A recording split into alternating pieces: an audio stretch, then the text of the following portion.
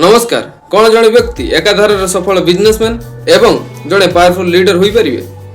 आज आम कथा ओडिशार जड़े एमती एक व्यक्ति विषय जी भारतर 3 जन प्रधानमंत्री कैबिनेट मंत्री रही सारी एवं जार माइफेयर होटेल आज सारा भारत में परिचित। हाँ आज्ञा, आज आम कथा दिलीप राय राजनीतिक कैरियर एवं व्यवसाय विषय। 1985 मसीहा राउरकेला म्युनिसिपालिटी चेयरमैन भाव निजर कैरियर आरंभ कर व्यक्ति जनक आज ओडिशा राजनीतिर एक बड़ चेहरा। विजु पट्टनायक तीन निकटतर भाव जनाशुना दिलीप राय बीजेडी गठन कर एक मुख्य भूमिका ग्रहण करते। किंतु सबुठार आश्चर्य कथा होउछि 2026 मसीहा मार्च रे से पुणी थरे राज्यसभा को निर्वाचित होइछन्ति। से मध्य जणे स्वाधीन प्रार्थी भाव। दिलीप राय राजनीतिक कैरियर को जदि आपण देखिबे से होउछन्ति ओडिशार एकमात्र नेता जीए एसडी देवगौड़ा, आईके गुजराल एवं अटल बिहारी वाजपेयी सरकार केंद्र मंत्री थिले। स्टील, कोयला एवं फूड प्रोसेसिंग भली गुरुत्वपूर्ण विभाग से संभाली।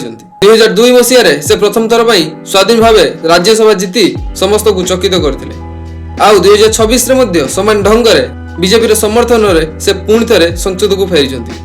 यह तांकर जीतिबार कला को दर्शाउछि। बंधुगण, केवल पॉलिटिक्स रे नुहे बिजनेस रे मध्य जणे टाइकन। 1982 मसीह मात्र किछि रूम आरंभ करथिबा मेफेयर होटेल आज एक विशाल ब्रांड। ओडिशा आरंभ कर गोवा, दार्जिलिंग एवं सिक्किम पर्यंत यह ग्रुप 15टी लग्जरियस होटेल रही। एबे आसंतु देखिबा तांकर आर्थिक स्थिति। 2026 निर्वाचन समय दिया सत्यपाठ अनुसार तांकर मोट संपत्ति प्राय 436 कोटी टंका। सेति मध्यरु 391 कोटी टंकार अधिक अस्थावर संपत्ति, जेउथरे मेफेयर होटेल कोटी कोटी टंका शेयर रे अंतर्भुक्त। यह व्यतीत से आदानी फूड्स, एचडीएफसी बैंक एवं टाटा कंपनी रे कोटी कोटी टंका निवेश करछन्ति। तांको पाखरे भुवनेश्वर एवं राउरकेला रे कोटी कोटी टंकार जमी एवं घर रही। दिलीप राय कहानी हमको सिखाए जे राजनीतिर पावर एवं बिजनेस सफलता को किभली बैलेंस करी रखा जाई पारे।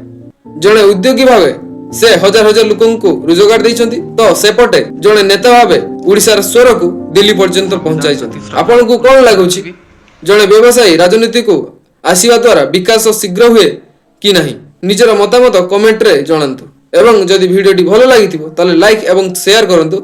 आउ शेष रे कहंतु यार नेक्स्ट वीडियो मु काहा परे बनेइबी।